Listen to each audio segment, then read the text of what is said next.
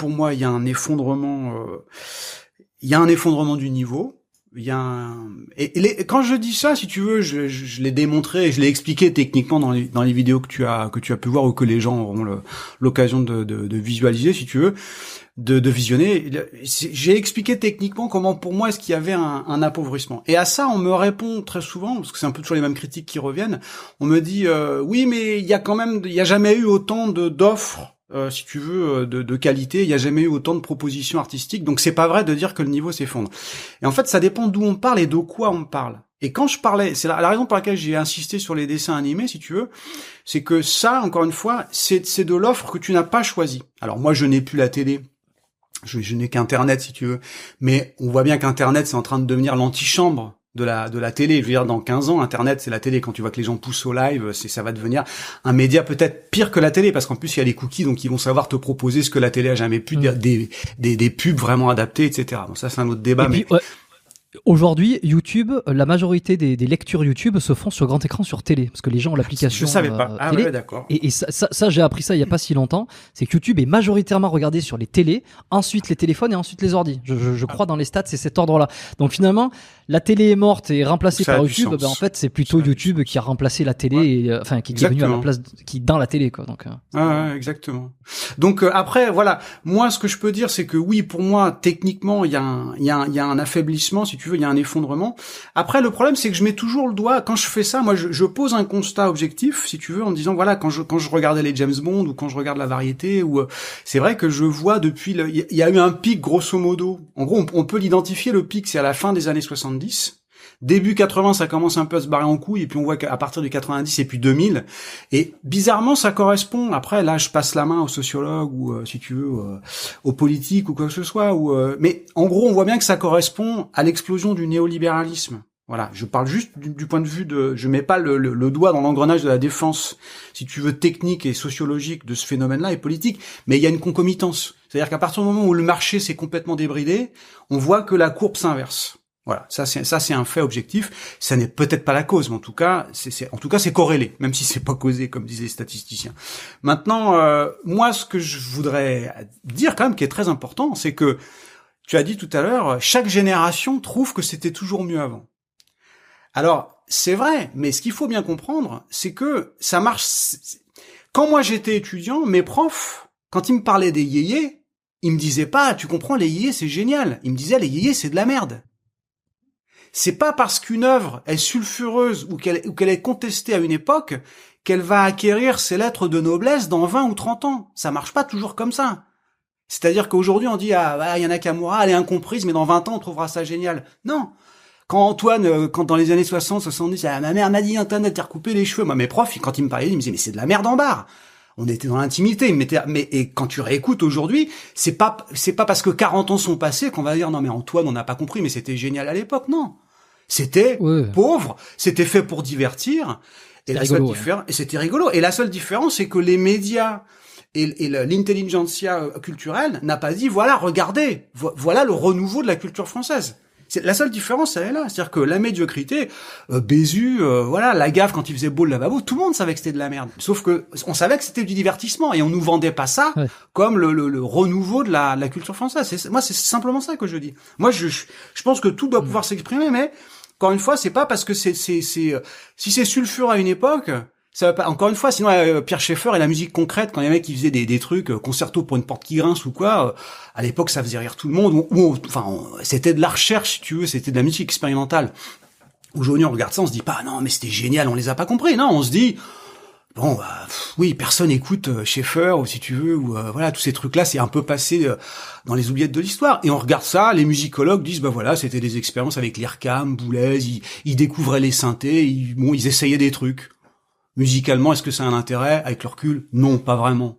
Est-ce qu'il y a un intérêt musicologique? Oui, sans doute.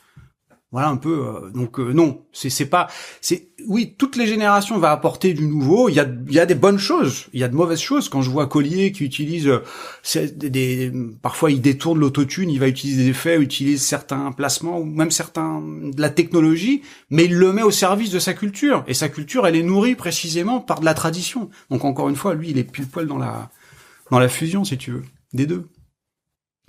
Bon, mais alors qu'est-ce que tu qualifies de musique qualitative, de bonne musique, tu vois? C'est comment tu définis ça? C'est difficile parce que ça peut paraître prétentieux de dire ça c'est de la bonne musique et ça c'est de la mauvaise musique. C'est vrai que quelque part il y a des critères subjectifs et ça c'est-à-dire c'est le critère du goût si tu veux, et ça on va dire oui mais après tout ce qui moi me plaît toi ne te plaît pas, et c'est pas pour autant qu'on doit décider que c'est bien ou que c'est pas bien. Et justement ce que j'essaye de faire, c'est de juger pas uniquement en fonction de ce que j'aime ou de ce que j'aime pas, mais des critères un peu techniques, objectifs, qui sont pas les miens, mais qui nourrissent 5 ou 600 ans d'histoire musicale occidentale. Je parle bien de musique, tu vois, tempérée, entre guillemets européenne, mais bon, maintenant c'est aussi les États-Unis, et dans une certaine mesure le Japon qui a récupéré une partie de la culture occidentale. Donc moi, en fait, avec mes outils, si tu veux, avec ma culture, et en fait, il y a pas de vérité ultime, faut comprendre qui juge et d'où il juge. Moi, voilà, je juge par rapport à mon âge, ma génération, ma culture qui est, en même temps, j'ai un côté très musique populaire, j'aime danser, mais j'ai dansé quand j'étais gamin, j'avais le disco, donc le bon disco, enfin, ce que j'appelle le bon disco, et en même temps, j'ai fait des études classiques, et en même temps, je suis musicien de jazz, mais en même temps, je fais de la variété. Donc, on peut pas vraiment me prendre en me disant, mais toi, souvent on me dit tu fais du mépris de classe ou j'ai de la culture bourgeoise, je sais pas quoi, ce qui est une connerie par rapport à mon histoire familiale, c'est une connerie sans nom, mais ça c'est encore autre chose. Moi, en fait, j'ai une culture qui est assez large, mais je suis entre guillemets éduqué. Je vais pas oublier ce que j'ai appris, ce que j'ai travaillé. Et avec ça, j'ai des critères harmoniques, mélodiques, rythmiques, sonores. Alors évidemment que je suis pas un spécialiste du sound design, mais je suis pas non plus de la colle dans les oreilles, je peux bien voir ce que ça masque ou ce que ça masque pas. Et avant le sound design, on avait aussi des arrangements en orchestre qui étaient là pour masquer une certaine indigence. Donc la bonne musique, c'est quelque chose qui est difficile à définir, mais qui va mobiliser des éléments qui, moi, vont me parler. Et ça, c'est très difficile à traduire. Quand je parle à des gens qui connaissent pas la musique, les Français connaissent très bien la bouffe. Qu'est-ce que c'est que la bonne bouffe et qu'est-ce que c'est que la mauvaise bouffe? Explique quelqu'un qui explique ça à une cuisinière, tu vois, bah non, je sais pas, quelqu'un peut faire la différence entre des nouilles et un restaurant gastronomique. On va même pas, ça soutient pas la comparaison, tu vois ce que je veux dire. Les gens peuvent comparer entre, je sais pas, la brasserie où tu vas bien manger, mais par rapport à, je sais pas, à la carte qu'on te propose, le prix que tu vas mettre, et par rapport à ton attente du moment, tu vas manger un plat, ça va être sympa, mais tu vas pas comparer ça à si tu te fais des frites chez toi, ou encore une fois, si tu vas dans un restaurant 4 étoiles. Si tu veux, par rapport à ce que tu attends à un certain moment, il y a des critères. Dès qu'on parle de cuisine ou de vin, tout le monde peut comprendre que tu vas pas comparer du Coca et du Saint-Émilion, mais pour la musique, c'est pareil. Il y a des œuvres qui correspondent à une qualité de traitement, une qualité d'écriture, et qu'on est en droit d'attendre par rapport aussi au pognon ou aux gens. C'est pour ça que je parlais des James Bond, si tu veux. Et puis après, tu as des musiques plus, entre guillemets, plus simples. C'est pas forcément péjoratif de dire ça, ou en tout cas où il y a moins d'exigences parce que ça correspond à autre chose.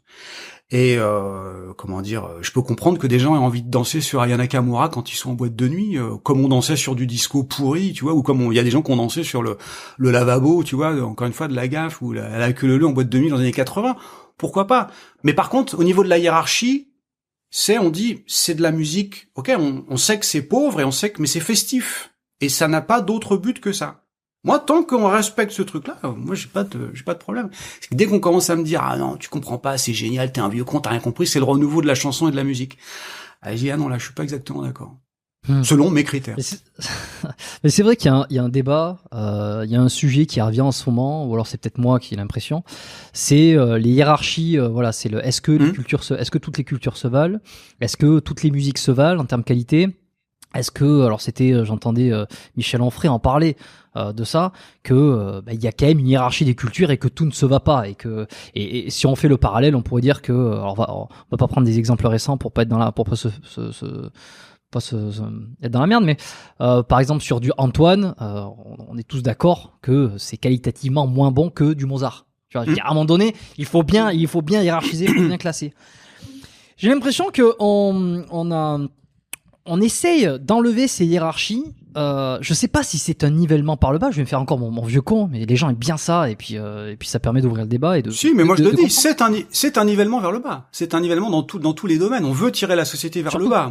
Moi, je le vois avec l'éducation. Mon gamin, maintenant, il est à la fac, mais je vois ce que je me suis payé, le niveau des profs par rapport à ce que j'ai connu. Moi, je vais répondre après sur le niveau, la hiérarchie des cultures. Mais moi, par rapport à ce que j'ai connu, j'ai été scolarisé dans les années fin 70, début 80, et les instituts que j'avais, qui étaient pas loin d'être à la retraite, ils étaient encore dans l'exigence de transmission de la grammaire, de la littérature, même si les réformes, c'était les prémices. Les maîtres que j'ai eus, c'était encore les vieux laïcards, si tu veux, avec une exigence culturelle, et j'ai appris à parler un bon français, à bien l'écrire, avec des mecs qui étaient exigeants. Ça n'a cessé de se dégrader, et ce que j'ai vu avec mon fils quand il était scolarisé il y a une vingtaine d'années, le niveau des profs de français à qui qui m'écrivaient des mails, mais qui étaient truffés de fautes, et après j'ai appris que c'était des histoires de recrutement, enfin, donc déjà au niveau, après c'est des histoires d'argent, c'est un autre gros débat si tu veux, mais donc tout est tiré vers le bas, mais c'est valable aussi pour la santé. C'est moi j'ai un pote, sa femme est magistrate, c'est valable dans la justice et dans tous les domaines, si tu veux, de la société, tout est tiré vers le bas. Donc là, si on refuse d'articuler ça avec le politique, il y a un moment on peut tourner autour du pot pendant 3 plombes, mais on va passer à côté de la clé, quoi. Tu vois ce que je veux dire? Maintenant, je réponds à un truc important. On ferait que j'ai beaucoup lu, que je porte plus trop dans mon cœur depuis ces prises de position sur le Covid que j'ai trouvé assez crétines, mais bon, ça c'est un autre débat. Moi, je dirais pas qu'il faut hiérarchiser entre les cultures. Ça, je pense que c'est une faute de dire que la culture européenne vaut mieux que la culture africaine ou que la culture asiatique. Ou c'est crétin. C'est comme de dire Poutine c'est un dictateur et nous on n'est pas la France n'est pas une dictature. Je dis mais moi ce qui m'intéresse c'est de comparer la France à elle-même. C'est pas de comparer la France à l'Afrique ou à la Russie, ou si on va dans ce sens-là et qu'on parle de démocratie, on pourrait se comparer à la Scandinavie. À ce moment-là, dire, regardez le niveau de démocratie en Scandinavie par rapport à la Russie. Ça marche dans tous les sens. Moi, ce que je vois, c'est l'histoire de la France et où on en est aujourd'hui. Les mecs de gauche, la vraie gauche des années 80, s'ils revenaient aujourd'hui, ce qu'on nous impose, la façon dont le discours est muselé, la censure qui opère dans certains médias, mais le mec, il devrait se rouler par terre. Quand je me rappelle, quand j'étais môme, les émissions de droit de réponse, les mecs, mais ils devraient être hystériques, les mecs, par rapport à ce qu'on est en train de voter en ce moment sur la liberté de parole. Bah, ça n'indigne personne, ça, si tu veux. Donc moi, non. Moi, je hiérarchise pas entre les cultures. Moi, j'ai voyagé, si tu veux. Moi, je suis allé à Bali, tiens. Quand j'étais, c'est très intéressant, tiens, si tu prends d'autres cultures. Quand je suis arrivé à Bali la première fois, c'était en 95, j'ai découvert les gamelans. Parce que tu sais les pentatoniques que tu entends quand tu te balades dans la rue en permanence, t'as ça en Asie, mais surtout à Jakarta, surtout à Bali. Et je me rappelle les musiques. Voilà, ce qu'on appelle les gamelans, tu vois, la musique indonésienne. C'est spécial, hein. Mais moi j'adore. Et je me rappelle, on était avec des Français, on était toute une bande, on se baladait, et on est allé voir un spectacle, je sais plus comment ça s'appelle, tu sais, avec les ombres, tu sais, qu'il y a beaucoup ça à Bali, je ne sais plus le nom de ce théâtre.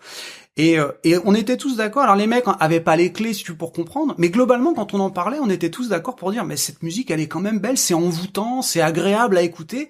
En un mot, c'est beau. Le beau kantien. Et là, on est au cœur de ce que je défends, c'est-à-dire que je n'avais pas les clés.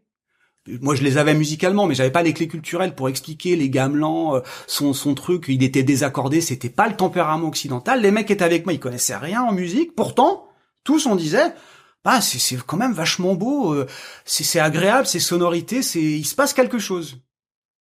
Donc ça veut dire que quand on dit le beau c'est universel sans concept, là on a tous fait une expérience esthétique commune, c'est très intéressant. Je suis allé en Afrique, pareil, j'ai vu des trucs, j'ai fait l'Afrique de l'Ouest, pareil, il y a plus de 20 ans, j'ai vu des trucs qui étaient hyper intéressants. Mais il faut pas comparer ça avec la musique occidentale. Ça sert à rien de les mettre en opposition ou de dire, ah oui, mais c'est moins intéressant parce que chacun son histoire. C'est comme si tu fais la musique chinoise ou la musique, tu comprends ce que je veux dire? Cette hiérarchie-là, pour moi, elle a pas de sens. En revanche, quand moi on me dit c'est un artiste ou une artiste français, en tout cas qui s'inscrit dans la tradition française et qui me propose quelque chose, moi je vais le juger à l'aune de ma culture et de sa culture, de notre culture commune, ce qui est autre chose. C'est comme si un mec me dit tu fais de la musique classique et un mec me fait n'importe quoi, on va me dire mais je dis bah non, par rapport aux outils qu'on a toi et moi, je vais être obligé de comparer ce que tu me proposes. Et là peut-être que je vais avoir du mal à adhérer. C'est ça le point de départ de mon jugement. Les influences, c'est nécessaire, c'est une très bonne chose, tant qu'elles tirent le propos vers le haut. Les influences, on a toujours eu. En France, dans l'histoire de l'art, quand tu regardes comment ça s'appelle, les arts déco qui sont devenus les arts nouveaux qui sont devenus les arts déco, etc. Ou ou Ravel qui était influencé par l'Espagne, ou l'influence des gammes, ce qu'on appelle la musique chinoise. T'as ça dans les traités d'harmonie avec l'exposition universelle de la fin du XIXe siècle. Tout ça, ça a irrigué la culture française. Tu retrouves des tas d'influences ibériques, la culture arabo-andalouse dans le sud. T'as, je sais pas, voilà, on a les influences sont une bonne chose tant que ça tire le propos vers le haut et que ça vient comme un ruisseau qui vient irriguer une grosse rivière. Alors si ça c'est de la hiérarchie, si ça c'est du mépris de classe, si ça c'est de la bourgeoisie et du racisme, alors je suis toutes ces choses-là.